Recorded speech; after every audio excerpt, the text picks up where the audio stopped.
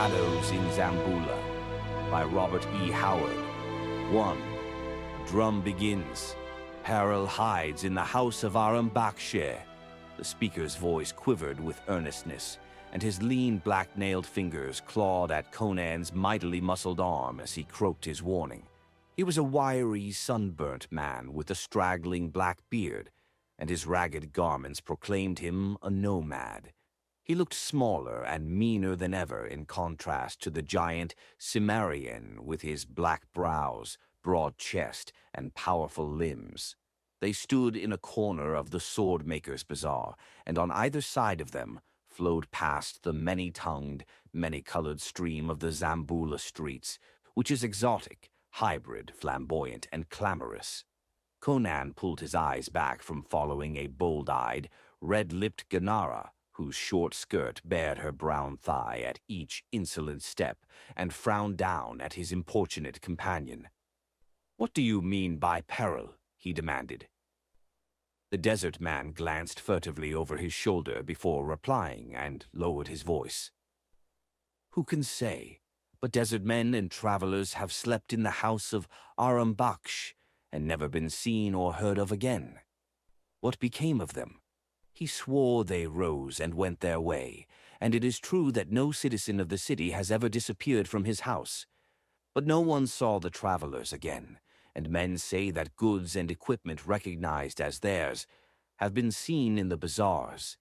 If Aram did not sell them after doing away with their owners, how came they here?" "I have no goods," growled the Cimmerian, touching the shagreen-bound hilt of the broadsword that hung at his hip. "I have even sold my horse." "But it is not always rich strangers who vanish by night from the house of Aram Baksheh," chattered the Zuagir.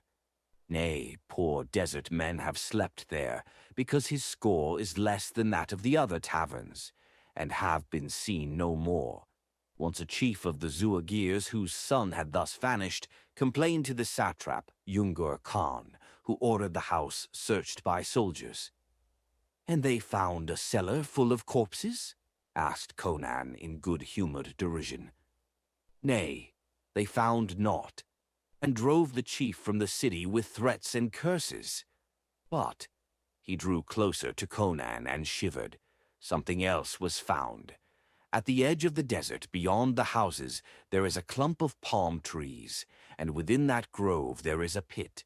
And within that pit have been found human bones, charred and blackened, not once, but many times." "Which proves what?" grunted the Cimmerian. "Aram Baksh is a demon. Nay, in this accursed city which Stygians built and which Hyrcanians rule, where white, brown, and black folk mingle together to produce hybrids of all unholy hues and breeds, who can tell who is a man and who a demon in disguise? Aram Baksh is a demon in the form of a man. At night he assumes his true guise and carries his guests off into the desert, where his fellow demons from the waste meet in conclave." "Why does he always carry off strangers?" asked Conan skeptically.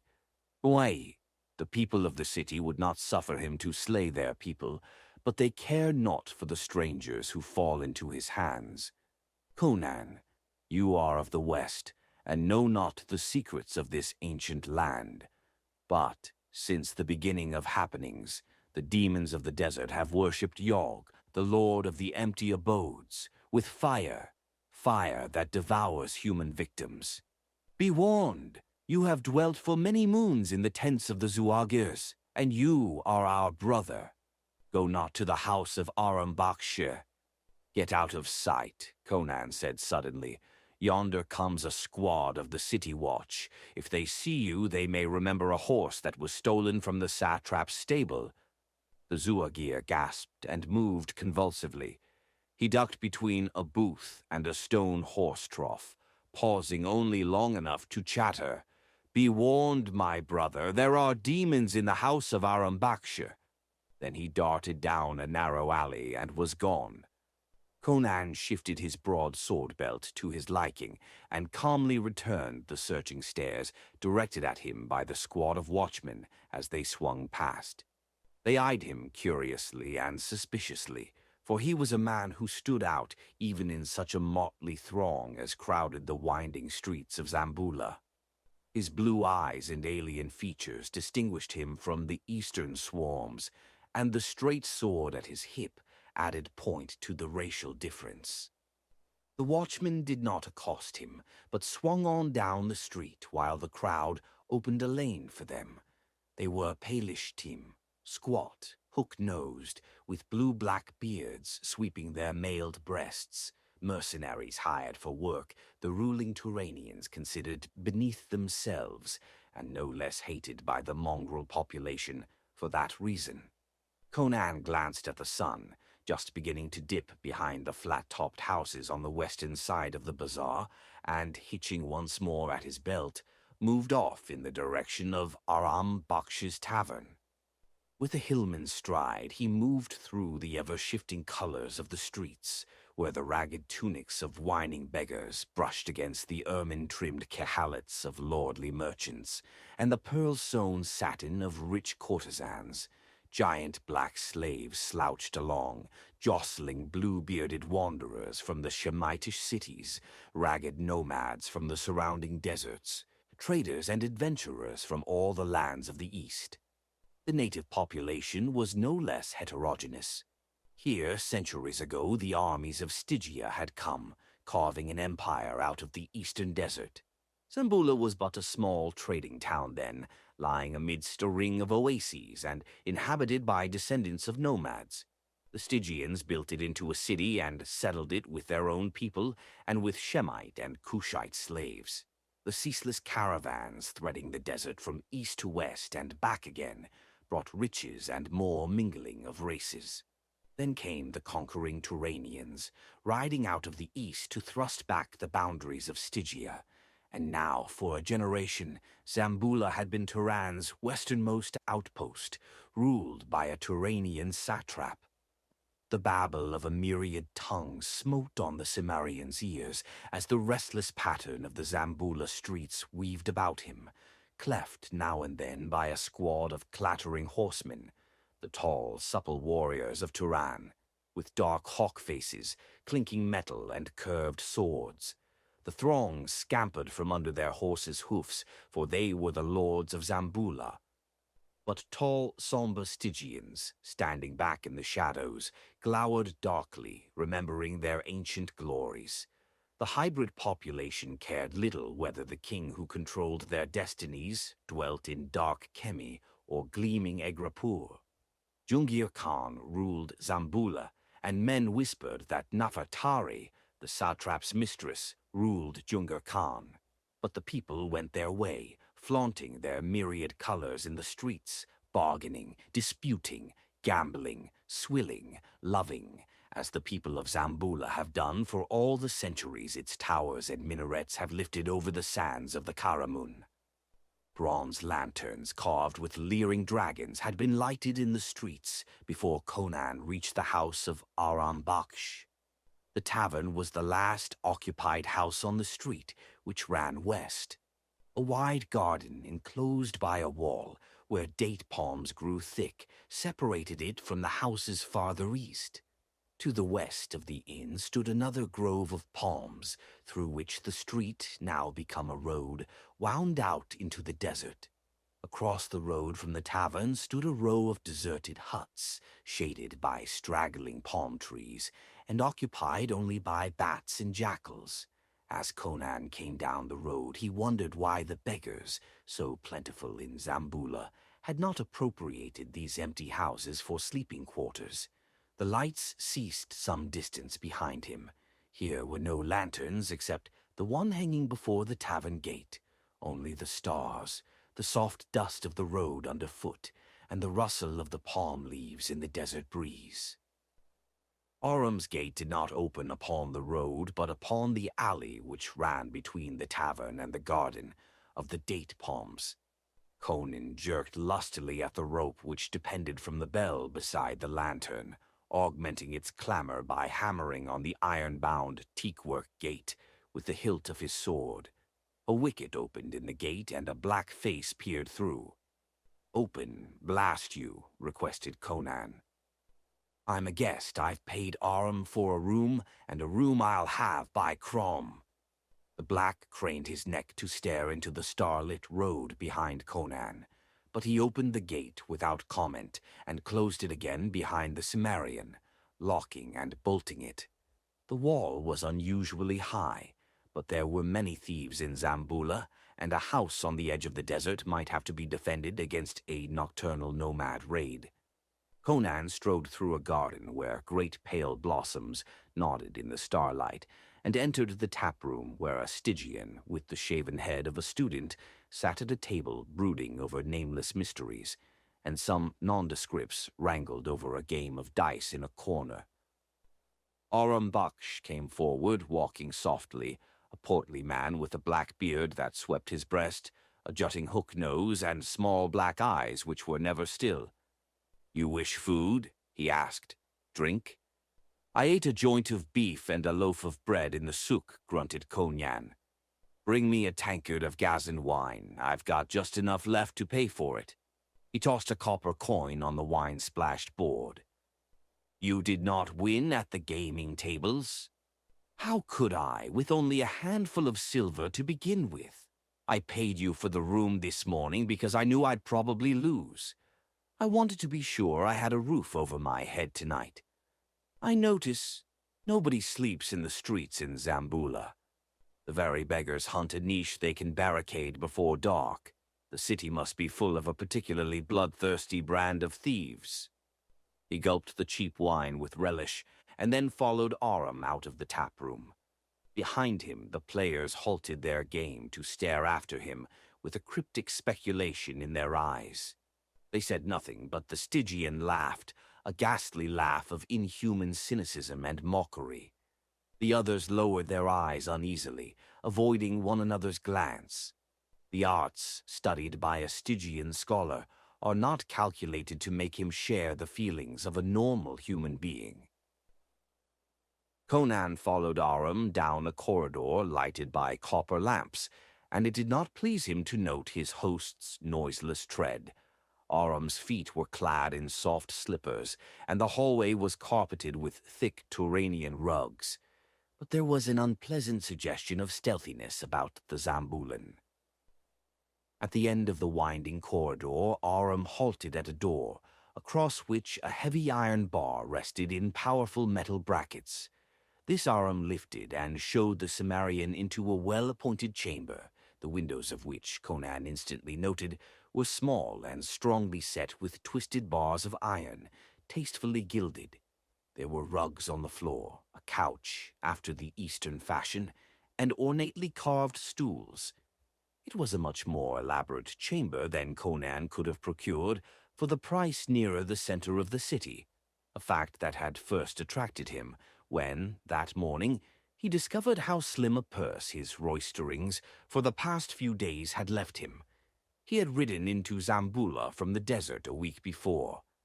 Aram had lighted a bronze lamp, and he now called Conan's attention to the two doors. Both were provided with heavy bolts. "You may sleep safely tonight, Cimmerian," said Aram, blinking over his bushy beard from the inner doorway. Conan grunted and tossed his naked broadsword on the couch. "Your bolts and bars are strong, but I always sleep with steel by my side."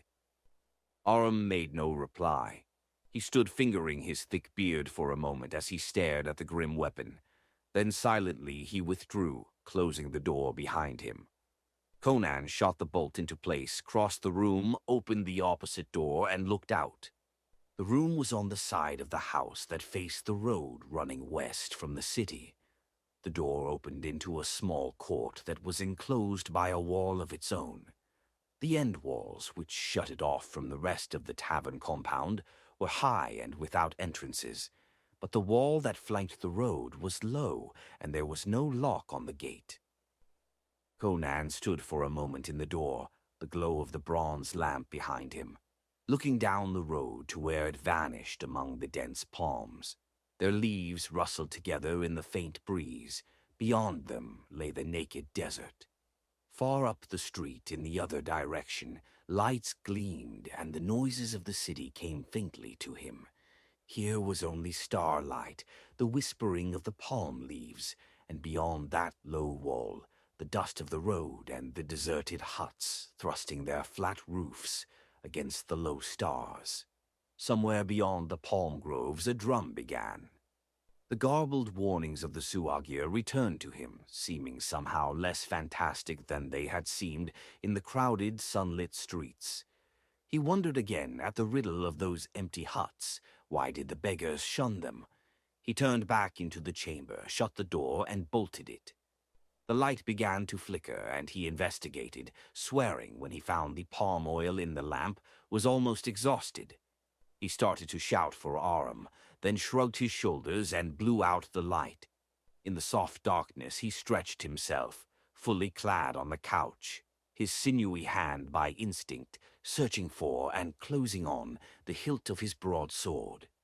Glancing idly at the stars framed in the barred windows, with the murmur of the breeze through the palms in his ears, he sank into slumber with a vague consciousness of the muttering drum out on the desert, the low rumble and mutter of a leather-covered drum, beaten with soft, rhythmic strokes of an open black hand.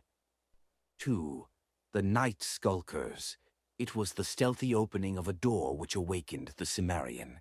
He did not awake as civilized men do, drowsy and drugged and stupid. He awoke instantly with a clear mind, recognizing the sound that had interrupted his sleep. Lying there tensely in the dark, he saw the outer door slowly open.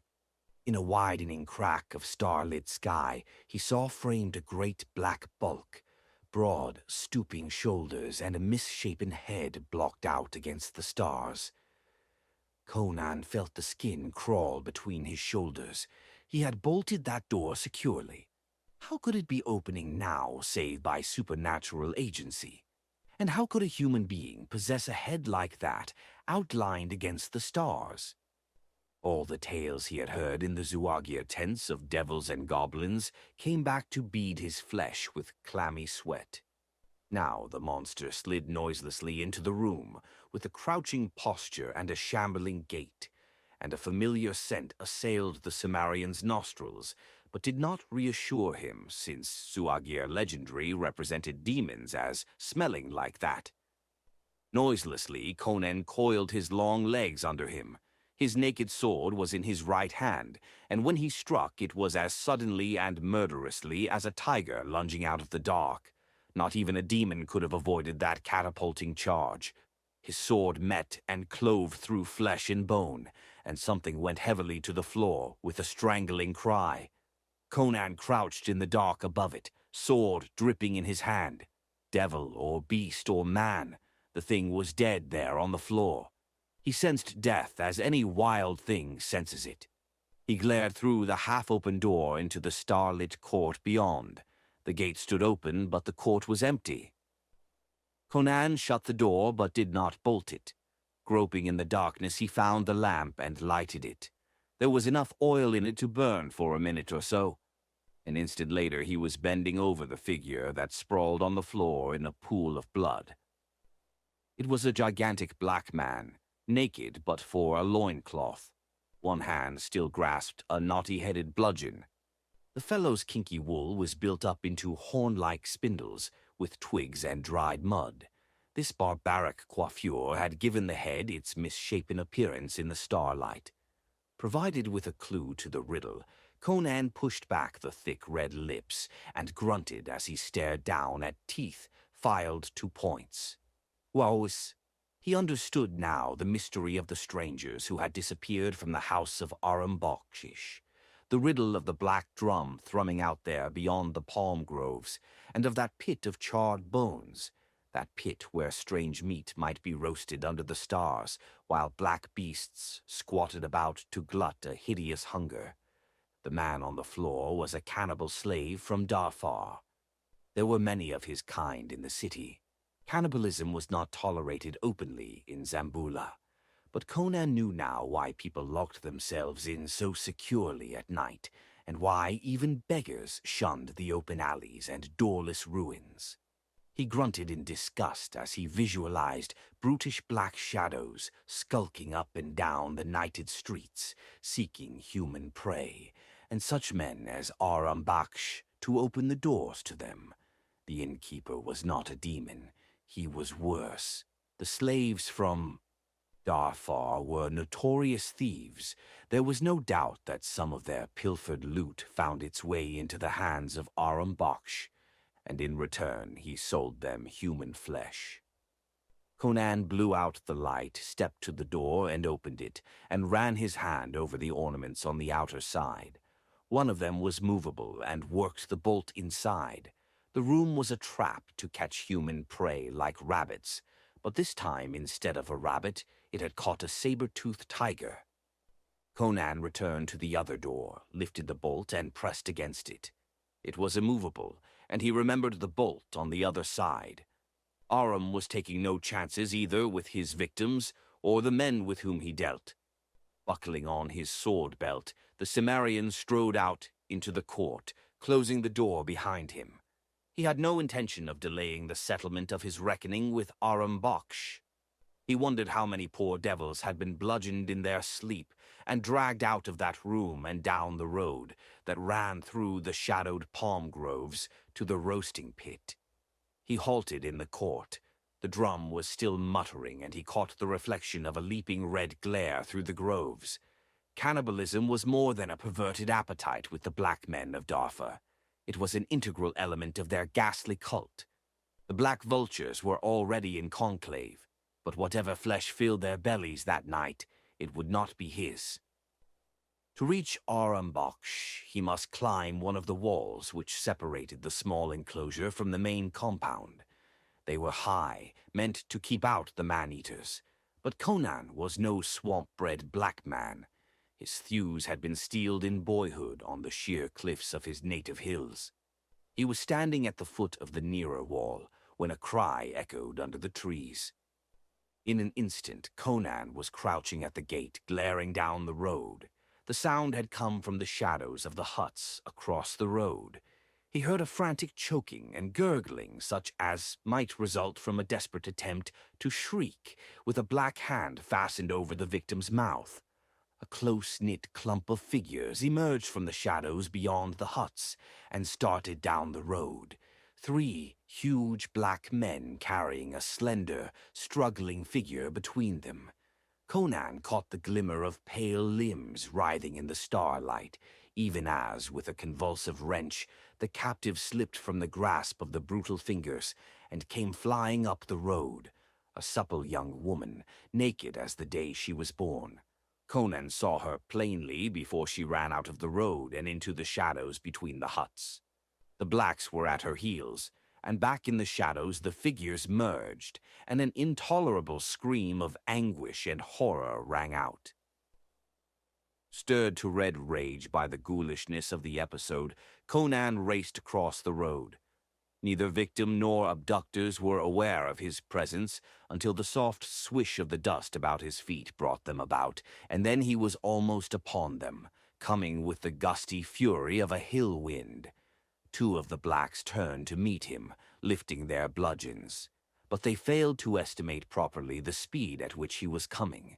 One of them was down, disemboweled before he could strike, and wheeling cat-like, Conan evaded the stroke of the other's cudgel and lashed in a whistling countercut. The black's head flew into the air. The headless body took 3 staggering steps, spurting blood and clawing horribly at the air with groping hands, and then slumped to the dust. The remaining cannibal gave back with a strangled yell, hurling his captive from him. She tripped and rolled in the dust, and the black fled in blind panic toward the city.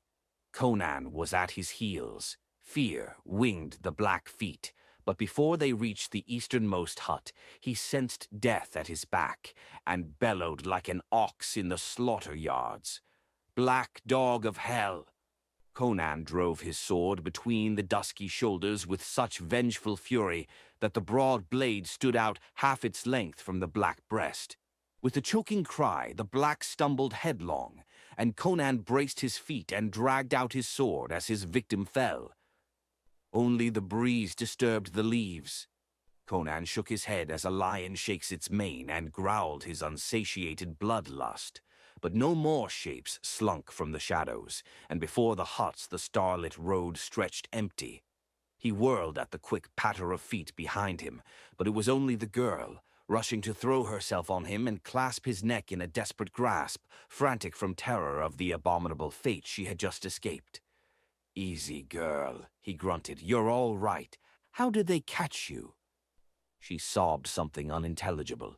He forgot all about Aram Baksh as he scrutinized her by the light of the stars. She was white, though a very definite brunette, obviously one of Zamboula's many mixed breeds. She was tall, with a slender, supple form, as he was in a good position to observe. Admiration burned in his fierce eyes as he looked down on her splendid bosom and her lithe limbs, which still quivered from fright and exertion. He passed an arm around her flexible waist and said reassuringly, "Stop shaking, wench. You're safe enough." His touch seemed to restore her shaken sanity. She tossed back her thick, glossy locks and cast a fearful glance over her shoulder, while she pressed closer to the Cimmerian as if seeking security in the contact. "They caught me in the streets," she muttered, shuddering. "Lying in wait beneath a dark arch. Black men like great hulking apes. Set have mercy on me, I shall dream of it." "What were you doing out on the streets this time of night?" he inquired, fascinated by the satiny feel of her sleek skin under his questing fingers. She raked back her hair and stared blankly up into his face. She did not seem aware of his caresses. "My lover," she said. "My lover drove me into the streets. He went mad and tried to kill me.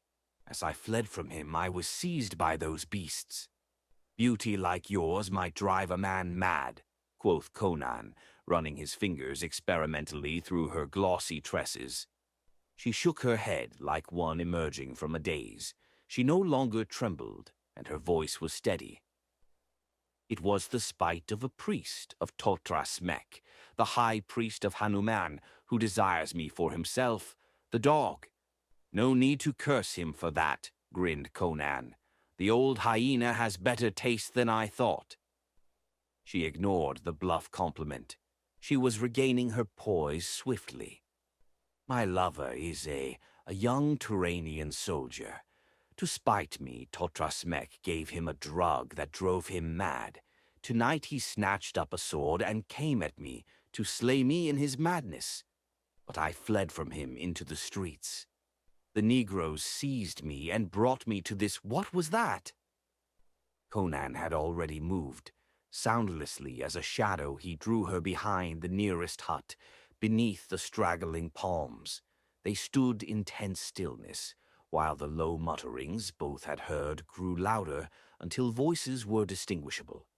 A group of Negroes, some 9 or 10, were coming along the road from the direction of the city. The girl clutched Conan's arm, and he felt the terrified quivering of her supple body against his. Now they could understand the gutturals of the black men. "Our brothers have already assembled at the pit," said one. "We have had no luck. I hope they have enough for us."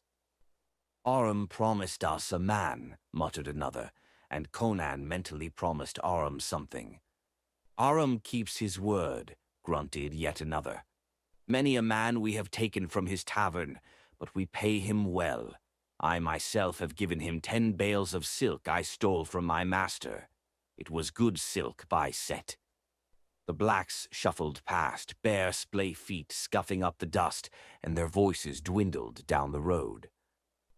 "Well for us, those corpses are lying behind these huts," muttered Conan. "If they look in Aram's death room, they'll find another. Let's be gone." "Yes, let us hasten," begged the girl, almost hysterical again. "My lover is wandering somewhere in the streets alone. The Negroes may take him." "A devil of a custom this is," growled Conan as he led the way toward the city, paralleling the road but keeping behind the huts and straggling trees. "Why don't the citizens clean out these black dogs?" "They are valuable slaves," murmured the girl. "There are so many of them they might revolt if they were denied the flesh for which they lust. The people of Zamboula know they skulk the streets at night, and all are careful to remain within locked doors, except when something unforeseen happens, as it did to me. The blacks prey on anything they catch, but they seldom catch anybody but strangers. The people of Zamboula are not concerned with the strangers that pass through the city. Such men as Baksh sell these strangers to the blacks. He would not dare attempt such a thing with a citizen." Conan spat in disgust, and a moment later led his companion out into the road, which was becoming a street, with still unlighted houses on each side. Slinking in the shadows was not congenial to his nature. "Where do you want to go?" he asked. The girl did not seem to object to his arm about her waist. "To my house to rouse my servants," she answered, "to bid them search for my lover. I do not wish the city, the priests, anyone, to know of his madness. He is a young officer with a promising future. Perhaps we can drive this madness from him if we can find him." "If we find him," rumbled Conan. "What makes you think I want to spend the night scouring the streets for a lunatic?" She cast a quick glance into his face and properly interpreted the gleam in his blue eyes. Any woman could have known that he would follow her wherever she led, for a while at least. But being a woman, she concealed her knowledge of that fact. "Please," she began with a hint of tears in her voice, "I have no one else to ask for help. You have been kind." "All right," he grunted. "All right, what's the young reprobate's name?" "Why, Alafdal. I am Zabibi, a dancing girl. I have danced often before the satrap, Younger Khan, and his mistress Nafertari, and before all the lords and royal ladies of Zamboula. Totrasmek desired me, and because I repulsed him, he made me the innocent tool of his vengeance against Alafdal. I asked a love potion of Totrasmek, not suspecting the depth of his guile and hate. He gave me a drug to mix with my lover's wine, and he swore that when Alafdal drank it, he would love me even more madly than ever and grant my every wish. I mixed the drug secretly with my lover's wine, but having drunk, my lover went raving mad and things came about as I have told you. Curse Totrasmek, the hybrid snake. Ah!" She caught his arm convulsively and both stopped short. They had come into a district of shops and stalls, all deserted and unlighted, for the hour was late. They were passing an alley, and in its mouth a man was standing, motionless and silent. His head was lowered, but Conan caught the weird gleam of eerie eyes regarding them unblinkingly. His skin crawled, not with fear of the sword in the man's hand, but because of the uncanny suggestion of his posture and silence. They suggested madness. Conan pushed the girl aside and drew his sword. "Don't kill him," she begged. "In the name of Set, do not slay him. You are strong. Overpower him." "We'll see," he muttered, grasping his sword in his right hand and clenching his left into a mallet-like fist. He took a wary step toward the alley, and with a horrible moaning laugh, the Turanian charged. As he came, he swung his sword, rising on his toes as he put all the power of his body behind the blows. Sparks flashed blue as Conan parried the blade, and the next instant the madman was stretched senseless in the dust from a thundering buffet of Conan's left fist. The girl ran forward. "Oh, he is not, he is not." Conan bent swiftly, turned the man on his side, and ran quick fingers over him. "He's not hurt much," he grunted. "Bleeding at the nose, but anybody's likely to do that after a clout on the jaw. He'll come to after a bit, and maybe his mind will be right. In the meantime, I'll tie his wrists with his sword belt. So, now where do you want me to take him?" "Wait." She knelt beside the senseless figure, seized the bound hands, and scanned them avidly. Then, shaking her head as if in baffled disappointment, she rose. She came close to the giant Cimmerian and laid her slender hands on his arching breast. Her dark eyes, like wet black jewels in the starlight, gazed up into his. "You are a man. Help me.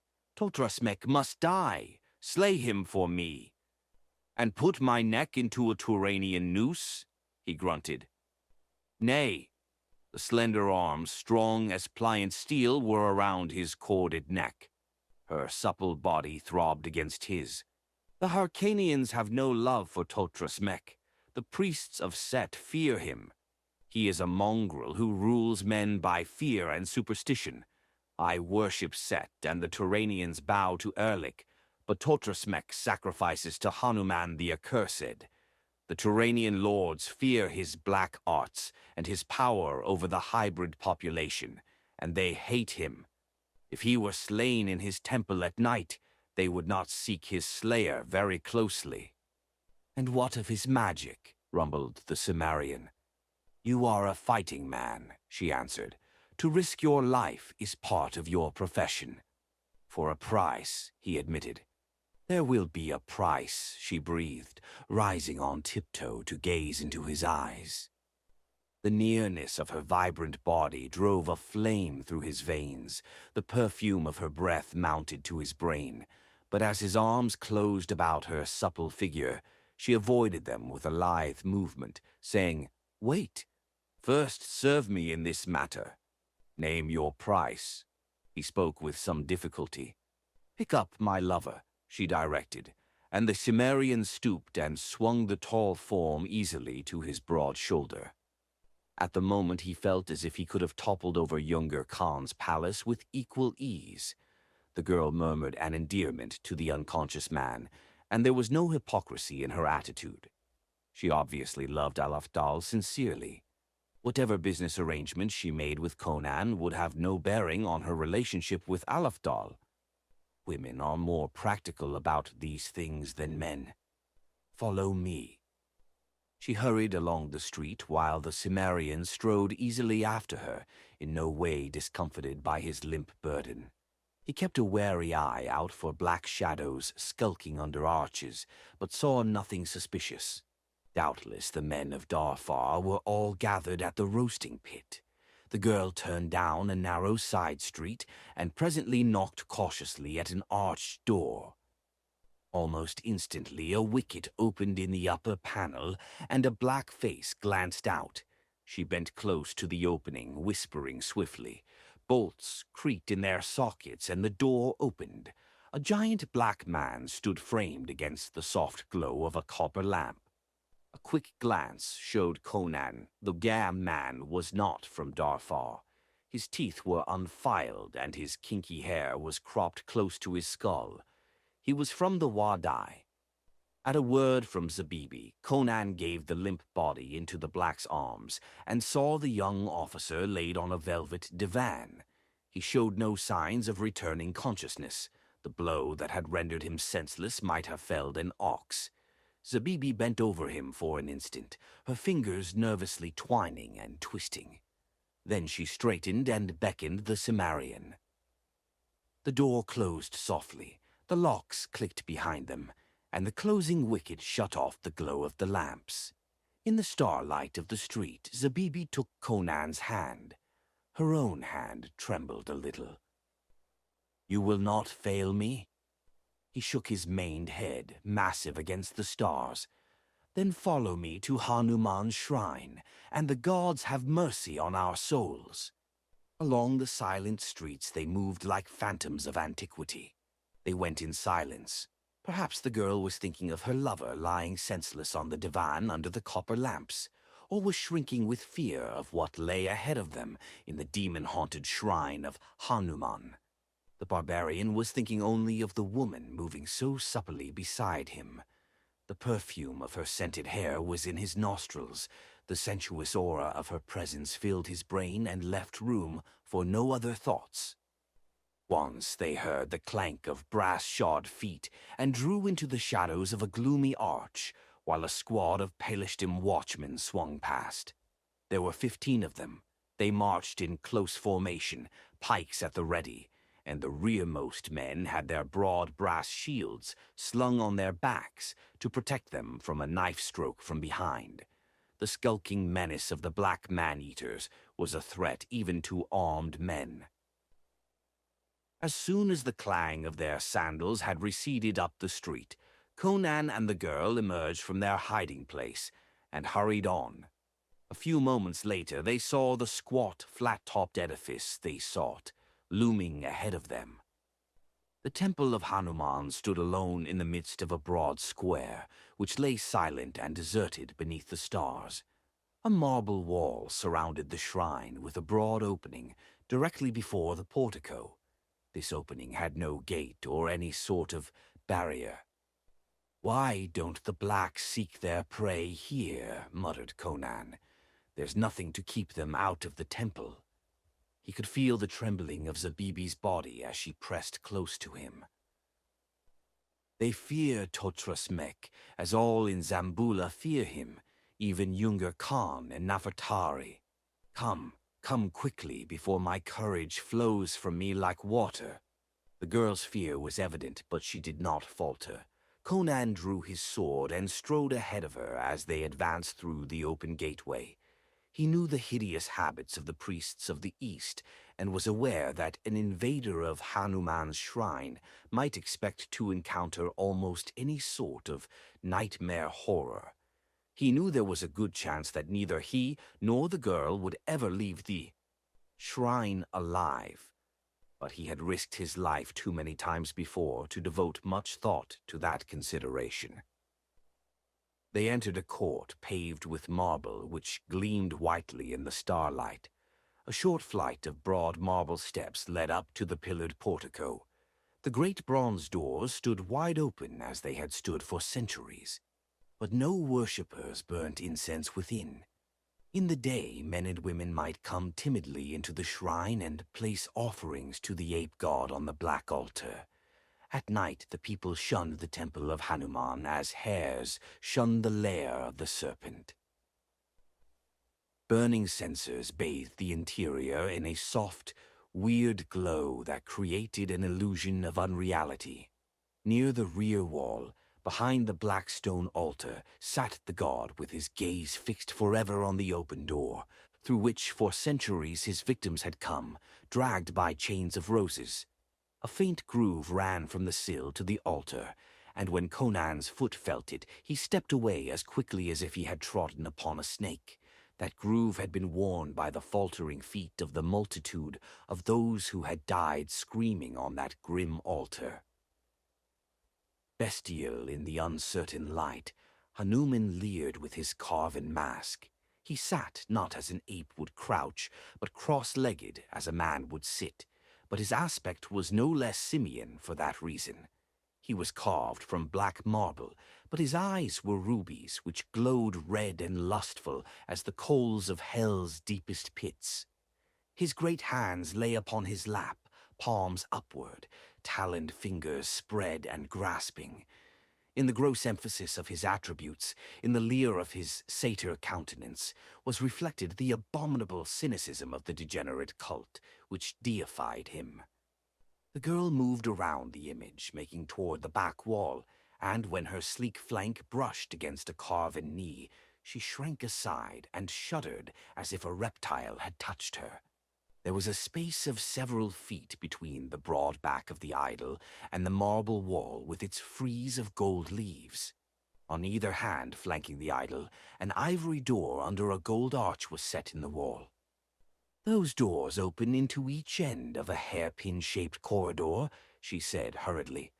"Once I was in the interior of the shrine. Once!" She shivered and twitched her slim shoulders at a memory both terrifying and obscene. "The corridor is bent like a horseshoe, with each horn opening into this room.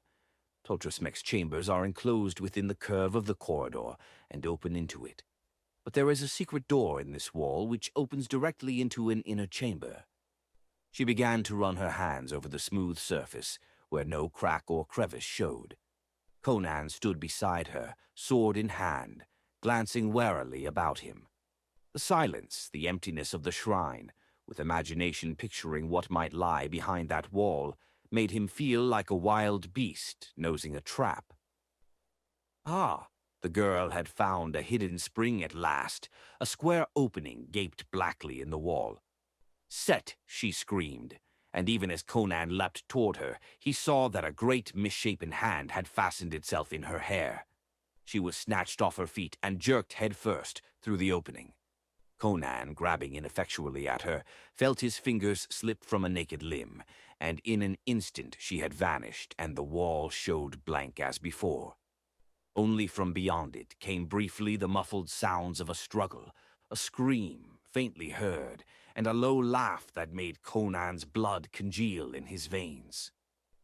3 black hands, gripping. With an oath, the Cimmerian smote the wall a terrific blow with the pommel of his sword, and the marble cracked and chipped. But the hidden door did not give way, and reason told him that doubtless it had been bolted on the other side of the wall. Turning, he sprang across the chamber to one of the ivory doors. He lifted his sword to shatter the panels, but on a venture tried the door first with his left hand. It swung open easily, and he glared into a long corridor that curved away into dimness under the weird light of censers similar to those in the shrine. A heavy gold bolt showed on the jamb of the door, and he touched it lightly with his fingertips. The faint warmness of the metal could have been detected only by a man whose faculties were akin to those of a wolf. That bolt had been touched, and therefore drawn, within the last few seconds. The affair was taking on more and more of the aspect of a baited trap. He might have known Totrasmek would know when anyone entered the temple. To enter the corridor would undoubtedly be to walk into whatever trap the priest had set for him, but Conan did not hesitate. Somewhere in that dim-lit interior, Zabibi was a captive, and, from what he knew of the characteristics of Hanuman's priests, he was sure that she needed help badly. Conan stalked into the corridor with a pantherish tread, poised to strike right or left. On his left, ivory-arched doors opened into the corridor, and he tried each in turn. All were locked. He had gone perhaps 75 feet when the corridor bent sharply to the left, describing the curve the girl had mentioned. A door opened into this curve, and it gave under his hand. He was looking into a broad, square chamber, somewhat more clearly lighted than the corridor. Its walls were of white marble, the floor of ivory, the ceiling of fretted silver. He saw divans of rich satin, gold-worked footstools of ivory, a disc-shaped table of some massive, metal-like substance. On one of the divans a man was reclining, looking toward the door. He laughed as he met the Cimmerian's startled glare.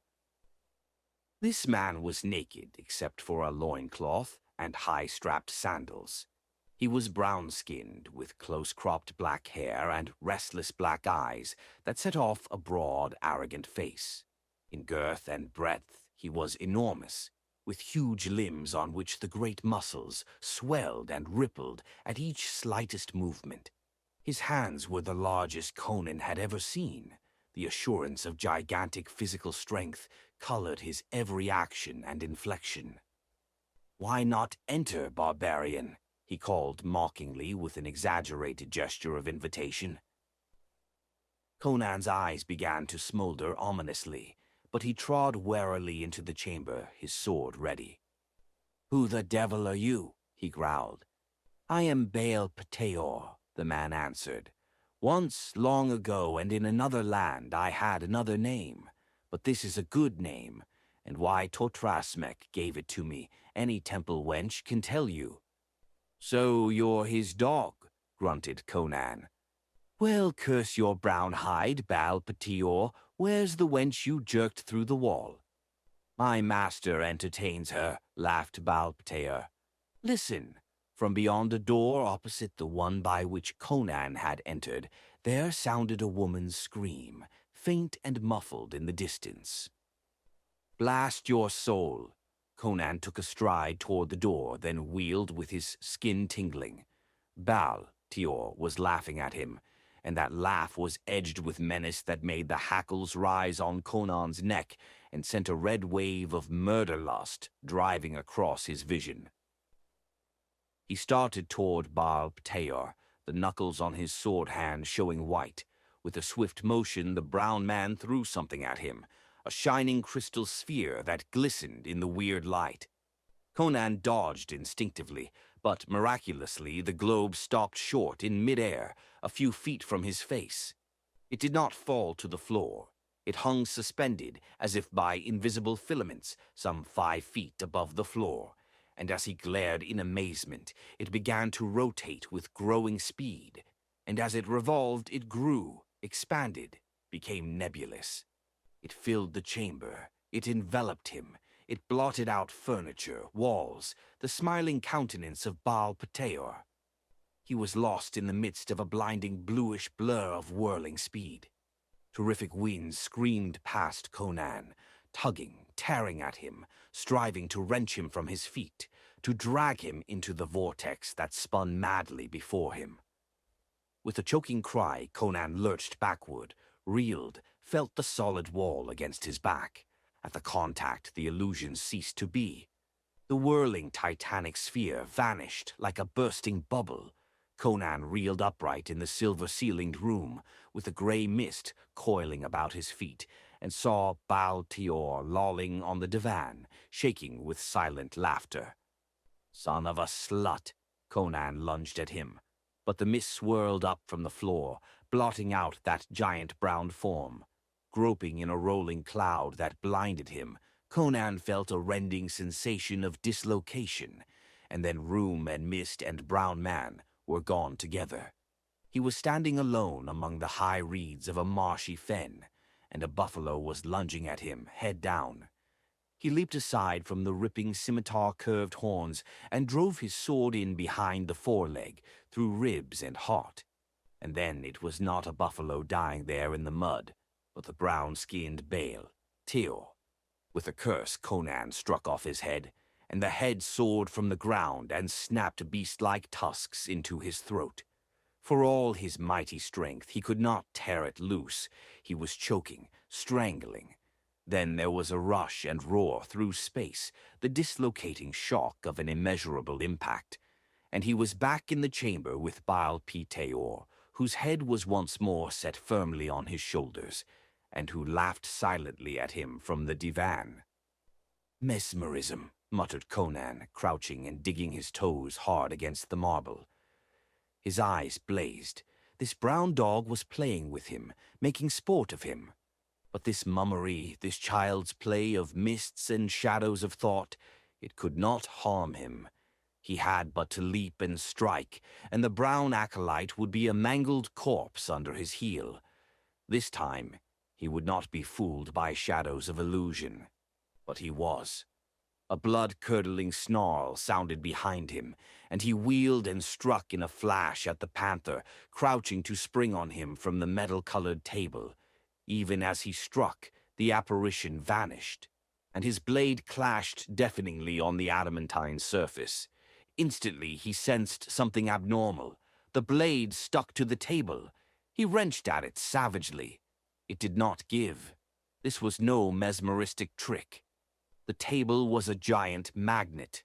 He gripped the hilt with both hands when a voice at his shoulder brought him about to face the brown man who had at last risen from the divan. Slightly taller than Conan and much heavier, Baal Pteor loomed before him, a daunting image of muscular development. His mighty arms were unnaturally long, and his great hands opened and closed, twitching convulsively. Conan released the hilt of his imprisoned sword and fell silent, watching his enemy through slitted lids. "Your head, Cimmerian," taunted Baal Pteor. "I shall take it with my bare hands, twisting it from your shoulders, as the head of a fowl is twisted. Thus the sons of Kosala offer sacrifice to Yajur. Barbarian, you look upon a strangler of Yotapong. I was chosen by the priests of Yajur in my infancy, and throughout childhood, boyhood, and youth, I trained in the art of slaying with the naked hands. for only thus are the sacrifices enacted. Yajur loves blood, and we waste not a drop from the victim's veins. When I was a child, they gave me infants to throttle. When I was a boy, I strangled young girls. As a youth, women, old men, and young boys. Not until I reached my full manhood was I given a strong man to slay on the altar of Yotapong. For years I offered the sacrifices to Yajur. Hundreds of necks have snapped between these fingers. He worked them before the Cimmerian's angry eyes. Why I fled from Yotapong to become Totrasmek's servant is no concern of yours. In a moment you will be beyond curiosity. The priests of Kosala, the stranglers of Yajur, are strong beyond the belief of men, and I was stronger than any. With my hands, barbarian, I shall break your neck. And like the stroke of twin cobras, the great hands closed on Conan's throat. The Cimmerian made no attempt to dodge or fend them away, but his own hands darted to the Kosalan's bull neck. Baal, Teor's black eyes widened as he felt the thick cords of muscles that protected the barbarian's throat. With a snarl he exerted his inhuman strength, and knots and lumps and ropes of thews rose along his massive arms. And then a choking gasp burst from him as Conan's fingers locked on his throat. For an instant they stood there like statues, their faces masks of effort, veins beginning to stand out purplely on their temples. Conan's thin lips drew back from his teeth in a grinning snarl. Baal Teor's eyes were distended. In them grew an awful surprise and the glimmer of fear. Both men stood motionless as images, except for the expanding of their muscles on rigid arms and braced legs, but strength beyond common conception was warring there. Strength that might have uprooted trees and crushed the skulls of bullocks. The wind whistled suddenly from between Baal Teor's parted teeth. His face was growing purple. Fear flooded his eyes. His thews seemed ready to burst from his arms and shoulders, yet the muscles of the Cimmerian's thick neck did not give. They felt like masses of woven iron cords under his desperate fingers. But his own flesh was giving way under the iron fingers of the Cimmerian, which ground deeper and deeper into the yielding throat muscles, crushing them in upon jugular and windpipe. The statuesque immobility of the group gave way to sudden, frenzied motion as the Kosalan began to wrench and heave, seeking to throw himself backward. He let go of Conan's throat and grasped his wrists, trying to tear away those inexorable fingers. With a sudden lunge, Conan bore him backward until the small of his back crashed against the table, and still farther over its edge Conan bent him, back and back until his spine was ready to snap. Conan's low laugh was merciless as the ring of steel. "You fool," he all but whispered. "I think you never saw a man from the West before. Did you deem yourself strong because you were able to twist the heads off civilized folk, poor weaklings with muscles like rotten string? Hell, break the neck of a wild Cimmerian bull before you call yourself strong. I did that before I was a full-grown man like this." And with a savage wrench he twisted Baal Teor's head around until the ghastly face leered over the left shoulder, and the vertebrae snapped like a rotten branch. Conan hurled the flopping corpse to the floor, turned to the sword again, and gripped the hilt with both hands, bracing his feet against the floor. Blood trickled down his broad breast from the wounds Baal Teor's fingernails had torn in the skin of his neck. His black hair was damp, sweat ran down his face, and his chest heaved. For all his vocal scorn of Baal Teor's strength, he had almost met his match in the inhuman Kosalan. But without pausing to catch his breath, he exerted all his strength in a mighty wrench that tore the sword from the magnet where it clung. Another instant, and he had pushed open the door from behind which the scream had sounded, and was looking down a long, straight corridor lined with ivory doors. The other end was masked by a rich velvet curtain, and from beyond that curtain came the devilish strains of such music as Conan had never heard, not even in nightmares. It made the short hairs bristle on the back of his neck. Mingled with it was the panting, hysterical sobbing of a woman. Grasping his sword firmly, he glided down the corridor. 4. Dance, girl, dance! When Zabibi was jerked headfirst through the aperture which opened in the wall behind the idol, her first dizzy, disconnected thought was that her time had come. She instinctively shut her eyes and waited for the blow to fall. But instead she felt herself dumped unceremoniously onto the smooth marble floor, which bruised her knees and hip. Opening her eyes, she stared fearfully around her. Just as a muffled impact sounded from beyond the wall, she saw a brown-skinned giant in a loincloth standing over her, and across the chamber into which she had come, a man sat on a divan, with his back to a rich velvet curtain, a broad, fleshy man with fat white hands and snaky eyes, and her flesh crawled, for this man was Totrasmek, the priest of Hanuman, who for years had spun his slimy webs of power throughout the city of Zamboula.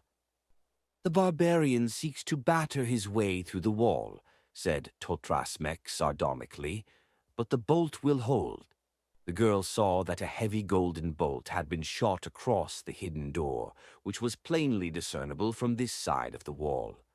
The bolt and its sockets would have resisted the charge of an elephant. "Go open one of the doors for him, Baal Pateor," ordered Totrasmek. "Slay him in the square chamber at the other end of the corridor." The Kosalan salaamed and departed by the way of a door in the side wall of the chamber. Zabibi rose, staring fearfully at the priest whose eyes ran avidly over her splendid figure. To this she was indifferent. A dancer of Zamboula was accustomed to nakedness, but the cruelty in his eyes started her limbs to quivering. "Again you come to me in my retreat, beautiful one," he purred with cynical hypocrisy. "It is an unexpected honor. You seem to enjoy your former visit so little that I dared not hope for you to repeat it. Yet I did all in my power to provide you with an interesting experience.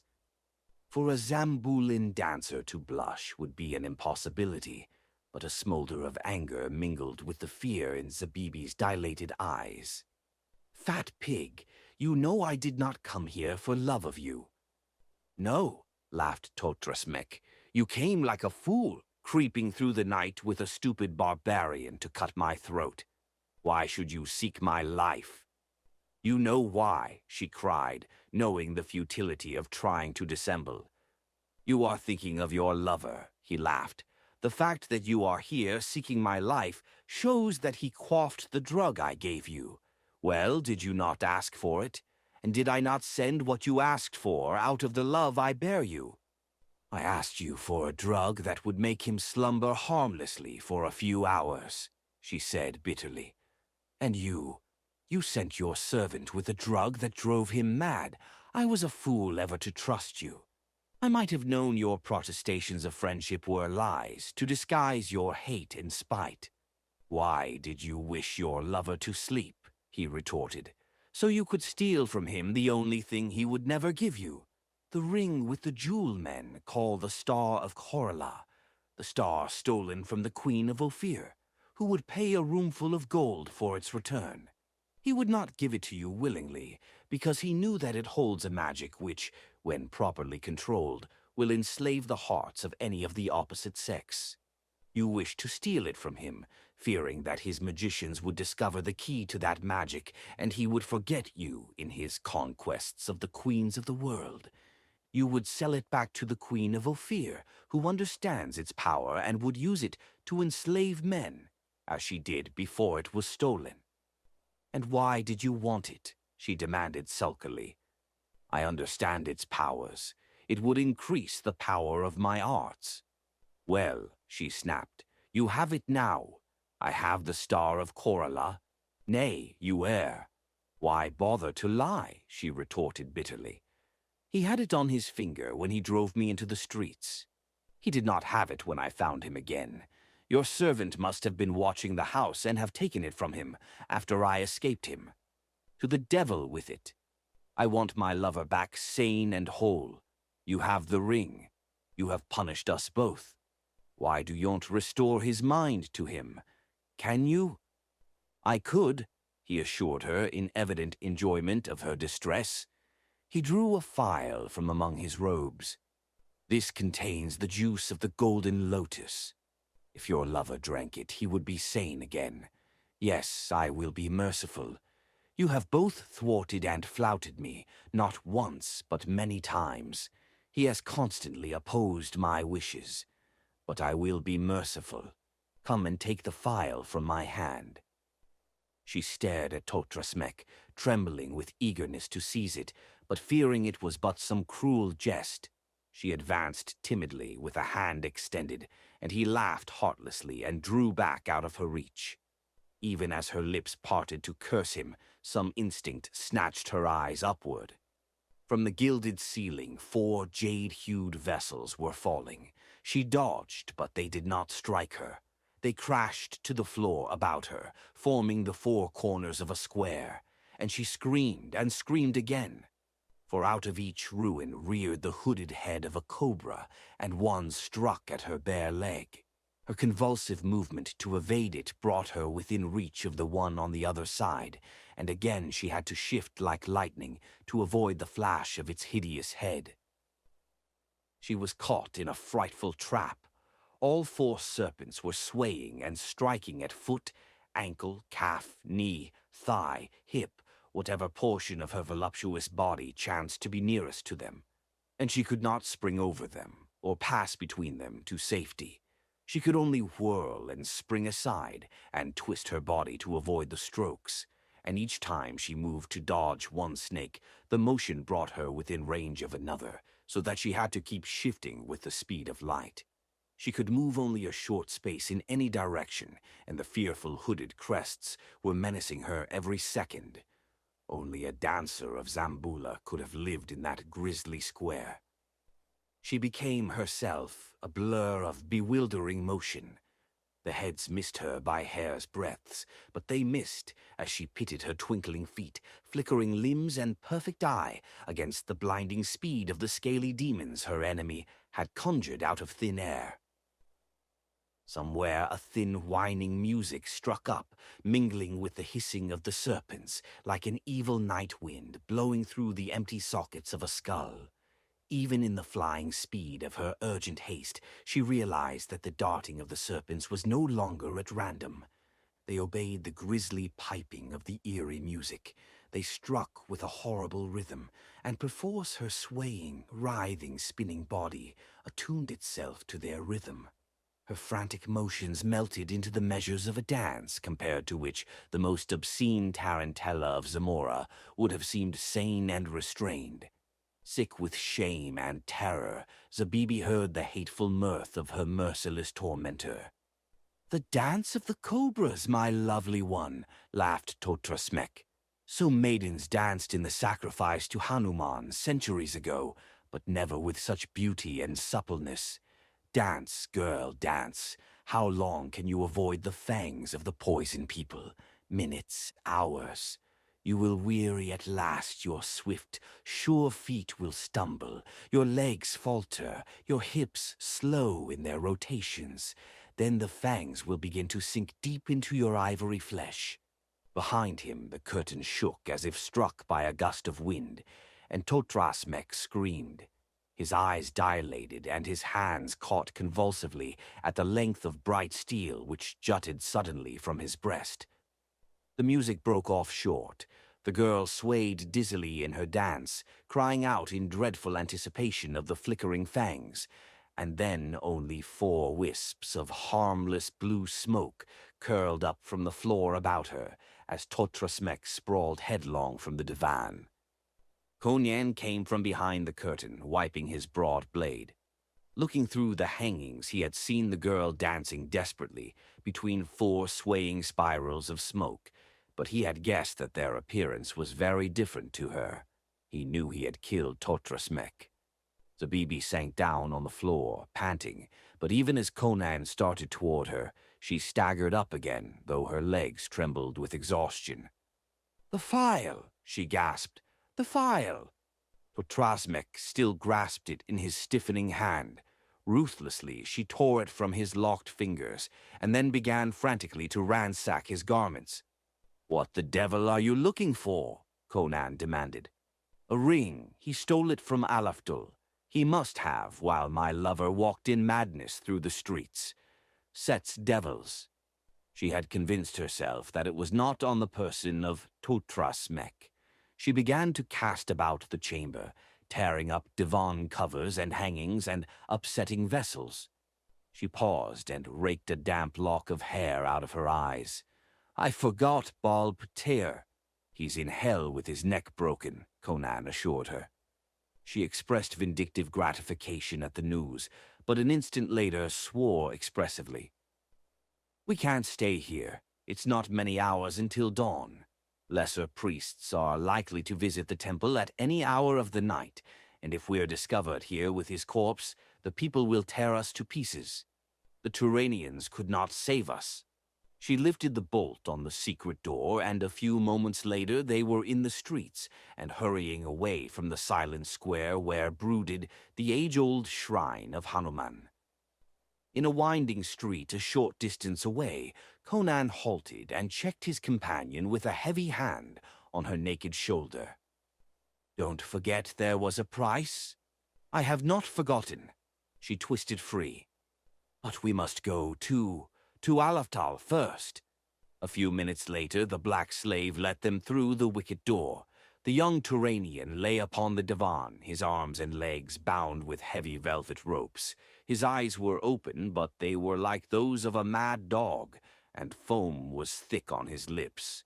Zabibi shuddered. "Force his jaws open," she commanded, and Conan's iron fingers accomplished the task.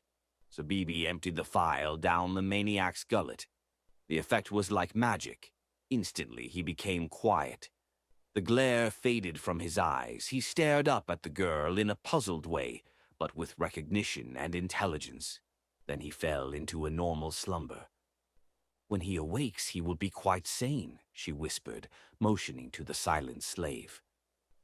With a deep bow, he gave into her hands a small leathern bag and drew about her shoulders a silken cloak.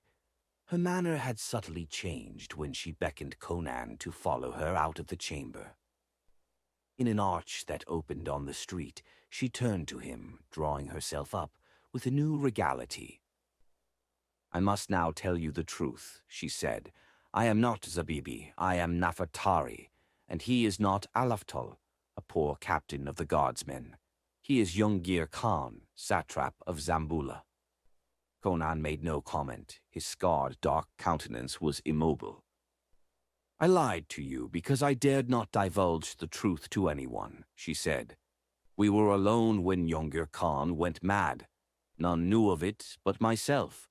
Had it been known that the satrap of Zamboula was a madman, there would have been instant revolt and rioting, even as Totrasmek planned, who plotted our destruction. You see now how impossible is the reward for which you hoped. The satrap's mistress is not, cannot be for you, but you shall not go unrewarded. Here is a sack of gold." She gave him the bag she had received from the slave. "Go now, and when the sun is come up to the palace, I will have Jungir Khan make you captain of his guard, but you will take your orders from me secretly. Your first duty will be to march a squad to the shrine of Hanuman, ostensibly to search for clues of the priest's slayer, in reality to search for the Star of Korala. It must be hidden there somewhere. When you find it, bring it to me. You have my leave to go now." He nodded, still silent, and strode away. The girl watching the swing of his broad shoulders was piqued to note that there was nothing in his bearing to show that he was in any way chagrined or abashed. When he had rounded a corner, he glanced back, and then changed his direction and quickened his pace. A few moments later he was in the quarter of the city containing the horse market. There he smote on a door until from the window above a bearded head was thrust to demand the reason for the disturbance. "A horse," demanded Conan, "the swiftest steed you have." "I open no gates at this time of night," grumbled the horse trader. Conan rattled his coins.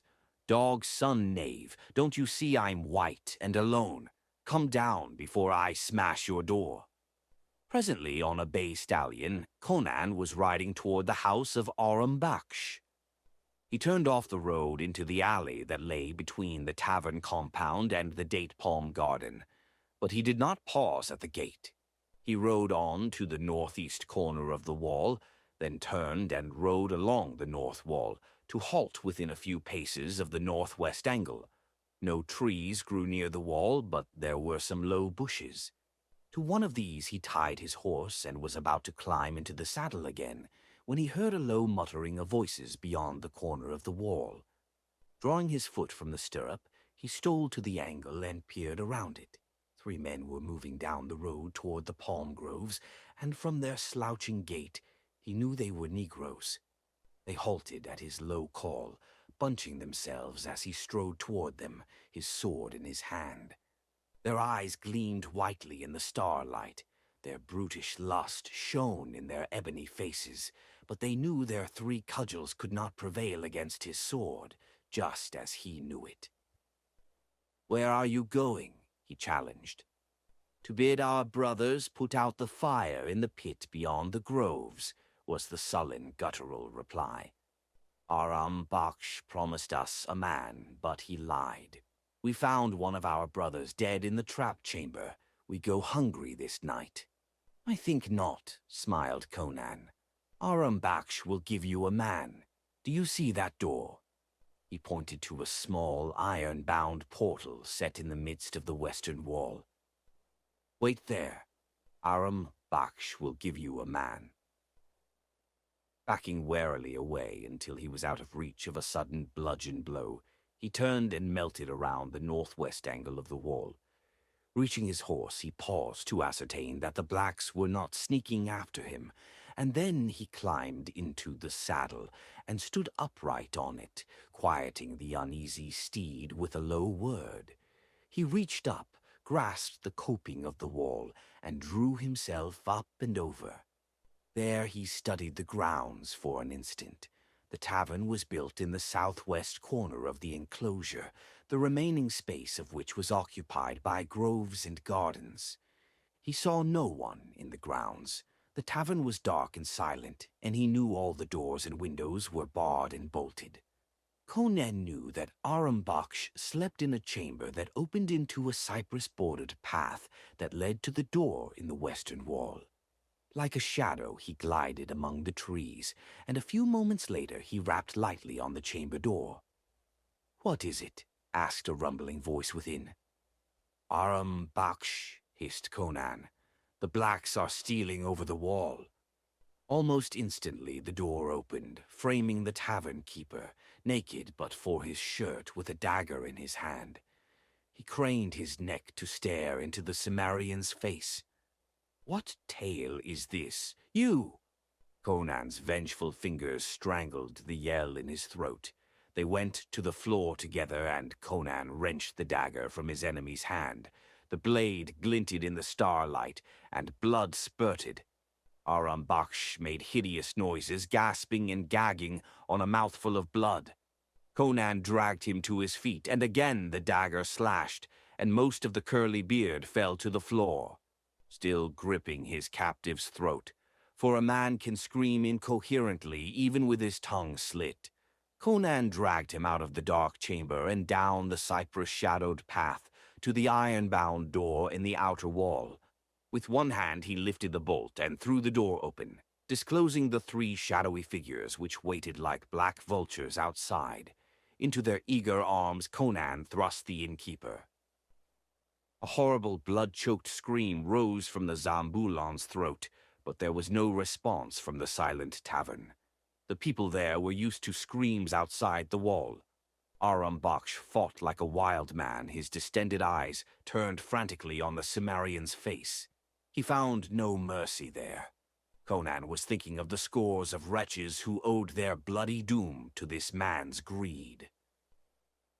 In glee, the Negroes dragged him down the road, mocking his frenzied gibberings. How could they recognize Aram Baksh in this half-naked, blood-stained figure with the grotesquely shorn beard and unintelligible babblings? The sounds of the struggle came back to Conan, standing beside the gate, even after the clump of figures had vanished among the palms. Closing the door behind him, Conan returned to his horse, mounted and turned westward, toward the open desert, swinging wide to skirt the sinister belt of palm groves.